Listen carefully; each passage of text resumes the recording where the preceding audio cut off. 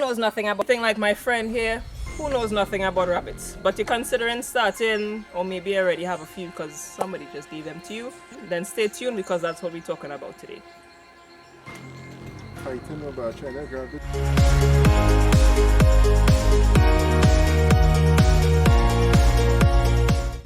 My name is Jondal and this is Anissa. There are 5 things I think you should consider before you get started in rabbits.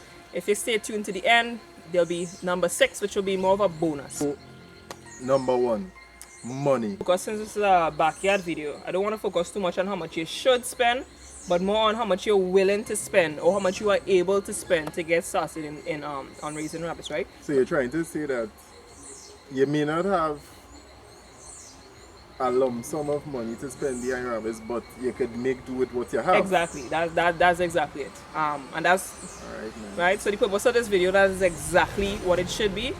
What you have available. The other thing that you need to consider is how much time you're willing to spend. These are live animals. It's not like a plant. You could leave a plant, you could go away for 2 months and come back. Your plant may live if enough rainfall for it to get watered. It might live. When you have live animals, they come. You need time and care. They do, absolutely. Just like you need food, you have to feed them, right? So those are like the 2 most important factors that would determine all the other things that we talk about. Time and money would play a big part in that. All right. So the next part, well, I think we should cover is where you're gonna put your rabbit or Jordan? Housing. Housing is important. Absolutely. Okay, we could, as everything, you must have somewhere to keep your stuff. Yeah, true. Be it True. your rabbits, your family. You don't want to start a family and don't have a clue which part you're going to keep your children, right? So, with reference to housing, give us some ideas. All right. Well, housing, honestly, one of the benefits of raising rabbits. I mean, the small animals, they take up less spaces, and I mean it's small, but it can't be cramped for them either. So I mean, basic for one rabbit, we're looking at 3 feet by 2 feet. That's a nice size to hold if you want to do one rabbit. Like if you do a cage system and each cell 3 by 2, that's where you could keep your does in there. They could have kids in there. You could raise if you kids for the people that don't know and myself. Kids are what young rabbits are called. So young rabbits are called kittens, and we call them kits for short because we like to abbreviate everything. So kits. Where was I? We were talking about housing. Right. So housing. So there are 2 basic setups that I think you could go with housing. Right. You can do either a cage system or a hutch. With a hutch, a hutch is a cage with a roof. I see you pick up because all these words that you're using, we're going to need explanations to pick up. Nice. Right. So a hutch is a cage with a roof. It will have a water system set up however you decide to do that. You will have feeders. So it's like a independent setting, an independent setup. So with a hutch, if you decide to go to a hutch, you don't have to build a shed. You don't have to have a garage. If you have a space, just like you see your son up here, you build a hutch, you can put that here. And with a hutch, you can go a single tier, you can go 2 tiers, you can go 3 tiers, and then you use vertical space as opposed to using horizontal, so you could raise more rabbits. I might have to build a hutch for myself. Yeah, you might. Right?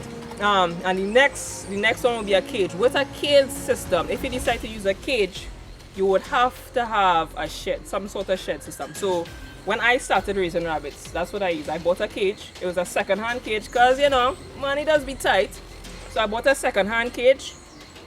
It was built with good quality wire, so it's still in use after I've used it for years, and the people use it for how many years before me, right? So I bought a cage, and I literally started my rabbitry under the garage. You can see the pickup is parked there, and I lined my cage right to the side. Yeah. So I literally set up my rabbitry in the garage. The vehicle is parked there, and I use what we call it the free space that was available in the garage, and I set up my cage right there. And that's how I started. I started with I bought one, it died. and then I bought 3 rabbits after that. So I more or less started with 3 rabbits, right? So you don't need a lot of space to get started. That's the benefit of having a backyard setup. It is very versatile. You could use what you have. You use the money you have, you use the space you have. You could use anything. I've seen people use the cage from an IBC tank. I mean, it's a cage from an IBC tank for crying out loud. You could use a double-decker bed, what the rest of the world will call a bunk bed. You could use that, wrap some wire around it. If you want to repurpose, if you have a door kennel you're not using, you could use that, and then it comes down to $0. The next thing that you'll also want to decide on is if you decide, do you want to house your rabbits individually, or do you like to put all them together and grow them as a colony? There are benefits and disadvantages to both. You're going to ask me what a colony is. Right. Don't feel weird, don't nothing. Alright, so a colony is when you raise your rabbits all together. So you have males and females, all of them are grouped together. So if you decide to use this space right here, instead of building a cage with individual cells and put one rabbit, you use the complete space. There are no dividers in place, and you have all your rabbits together. Males mingling with the females. They can breed freely. They will eat, feed however you decide to feed them and stuff like that. That's a colony. You have all your rabbits together, males and females with the young growing together like a little family. It's like a little family. You keep the family together. With a colony, if you want a colony, you keep the family together. You don't separate them. Alright, nice. Right? There are benefits and disadvantages of each setup. But for the purpose of this video, I don't. You will just go brief and yeah, right. So that's housing. Then we gotta keep them alive too now. Of course, you don't want to have rabbits, and when you now take care of them, and when you swing on you turn back, they're dead. Yeah. Two main things, like all living creatures, that you need to keep your rabbits alive: food and water. Money is also going to determine what you use as feeders for your rabbits. Right now, feeder is basically is your plate. What is your rabbit going to eat from? Right? And we have a few examples here. This is, right? This is what is available commercially. If you want to purchase feeders, this is what you have. This is called a J feeder. There are different sizes available. These are two that I have. I guess it's called a J feeder because of the shape. Exactly. Right? And you can see, this is a feeder that I use. It's been used, you can see that. Right? So if you want to go out and purchase feeders, this is what is available for rabbits. You could, well, I know obviously you could purchase it, but I know you're a bit on the crafty side. I thought you made it.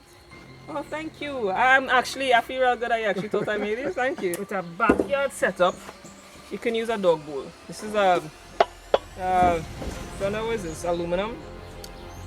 Maybe? Something between aluminum and steel. Something. A metal kind of something. A metal kind of bowl. The one thing I recommend, don't use plastic. Don't use cheap plastic. Don't cut a bleach bottle. Don't cut no water bottle. I mean, you could. If Johnny, if I come and hand you 2 rabbits and say, look, and you have nothing to put your feed in or water in, you could.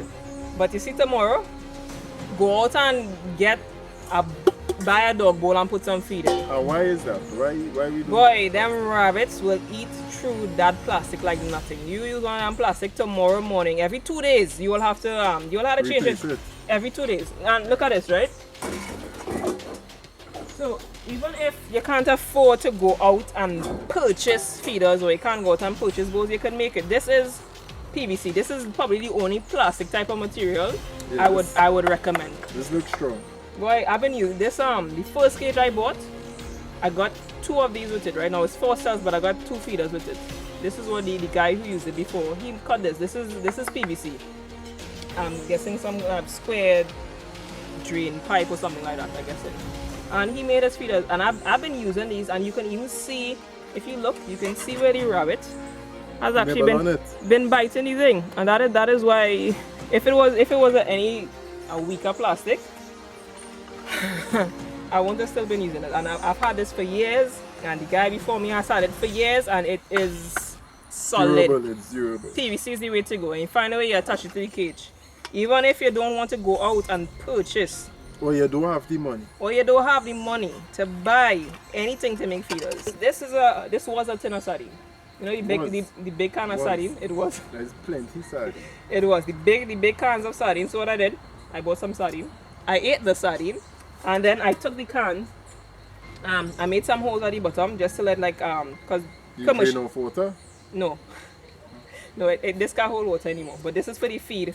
The commercial feed has dust particles in it, so that was just to let it filter. To shake it out. Yeah, right. So and what I did, I attached this to the cage. This is 2 pieces of wood and a screw, and this is how I attach it to the cage. Fighting about trying to grab this and sorry. Yeah. Just two simple blocks of wood. The only downside is these things just rust like nothing. Yeah. But the benefit is if you're always eating sardine, it means this is always going to cost you what do you call it? $3.99? $3.99 to replace every time if that's the way you want to do. Very economical. Very, very economical. $3.99 people. So again, it depends on what you want to use. If you can afford to buy feeders, you can buy a feeder. If you don't, you can make one. How you delivering water to your rabbit is something else that is also very important. That's the next step, the next point that I want to raise. How you delivering water. Now you can't use the same dog bowl, right? Now it doesn't have to be a dog bowl, but any bowl rather. A crock is what we'll call it. Yeah, a crock. It's just a bowl that you put water in. Okay. Right? Or feed in for your rabbits. We call a crock. You just use a bowl, you put some water, you put some feed in it. You can use the same thing. You have one for water, one for feed, as you would with your puppy. Right? However, me don't want to go out every morning to have to give these rabbits water. You can call it laziness. I prefer to look at it as being efficient. It's the efficiency part of me don't want to go out every morning to have to give these rabbits water. So what I use... And at the same point in time, I would be guessing the water would remain a lot cleaner if you use this. Absolutely. Rather than you put the water in here and stuff gets to settle in it. And then rabbits, they can't fall in it because if you put this on the floor of the cage, the rabbits they could urinate in it, they could defecate in it, and it's going to contaminate the water. And you always want to ensure that they have clean drinking water at all times. These nipples, whichever automatic nipple you decide to use, will always ensure your rabbits have clean drinking water. These are 2 of them. These are just 2. They have a lot of different types. And basically how it works, this one is that you attach this to nipple, the rabbit will bite down on this little lever, the little nipple here, water will come out. You can see one? Yeah. It's the same thing with this. You attach this one is for to use on PVC pipe. This particular one is for 1/2 inch. There's one to use with 3/4. They bite down on it, water comes out, and you can have this. This one is in any angle. It's a 360 rotation. This one looks better. I find so too. And PVC is a stronger material than the tubing. So this is actually the one I use. Okay. This is the ones I started with. This is the ones I still currently use. I used to sell them at 1.2, but then I started keeping them for myself. Alright. So yeah, but you could use bowls, you could use that. If you want to use a crock, the bowls to deliver water, that's all well and good. Other thing that you could use is water bottles. The water bottle it's a bottle. Case in point, it's a bottle, but it's turned upside down. There's a special cap on it that has a nipple extended. Right. And you attach this to the cage. Not this bottle, the bottle itself has a cap that you put on it. You attach it to the cage, and they will always have clean drinking water. The downside is you have to fill this every day. I don't want to fill water every day. In all honesty, when I started, a friend of mine saw me setting up my automatic water system. And again, I started with, at the time I only had 1 rabbit. And his response was, why are you setting up that? I mean, I could see you setting it up if you had a few rabbits. But you only have 1 rabbit. Why would you do that? It's simple. I don't want to come out every morning and have to fill no bottle. You're saving on time. Time. How much time are you willing to devote to your rabbits? I don't want to devote time having to fill water. I fill water in that system that I had. Now to set up an automatic system, it's not very expensive. The nipples, depending on the nipple you buy, it'll be a cost, but it may not be as costly depending. If you go for the higher quality, like the brass nipples, those are the most expensive nipples. Give my average. These days, Average. these days, probably $40 to $50 for one nipple. That's the brass. Alright. But they are cheaper nipples. You could get them for as low as $12 for one. Alright. Right? The ones that I showed are attached to the tube. These ones, you get them for about $12 these days. Okay. This around the same price, right? So it is a cost, but it doesn't have to be as depending on the quality of the nipples you buy. So how much you can put out will determine how much money you spend on the nipples, or if you use a bowl, how much time you're willing to spend will determine if you use a bowl, Yeah, if the you use a quality, bottle. the quality of stuff that you buy and use. Exactly, right? Because I believe from what she's saying here, if you use quality things, you would have a longer time away from coming every minute to Trust come and me. see about your rabbit. Trust me. Especially where water is concerned. Trust me. I could leave my rabbits overnight for 2 days, and I know they have water, because when I started, I used to fill water once a week. In all honesty, I didn't even have a bucket. You could use a like a 5-gallon bucket. I didn't even do it. I cut an oil keg, one of those white oil kegs. I cut off the top off of that. I made a hole to fit my 1/2-inch pipe. I put in an adapter, and that's what my water reservoir. That's what I use. I fill that once a week. I turn on a tap, put the hose in it. Once a week I fill water. Wow. Now I have a 15-gallon barrel. Same thing. There's a hole at the bottom of it that there's a adapter connected, and it runs directly to my rabbits through the water system. I fill water. Well, I have more rabbits now, so it's no longer once a week. It's more like once every 3 days I'll have to fill water. But of course I'm expanding, so I'm going to be moving on to an IBC tank now, so that now I'll just fill water like once a month or something. Wow. That's the hope. But they say you don't go into rabbits, you grow into rabbits, and I'm growing into rabbits, so I might be down to once every But 2 don't weeks. grow into a rabbit, eh? This man had corny jokes, boy. Corny jokes. Anyway, so that's basically it. Time, money, how much you're willing to invest, how much you can invest, will determine your housing setup. It will determine your watering system. It will determine your feeding system.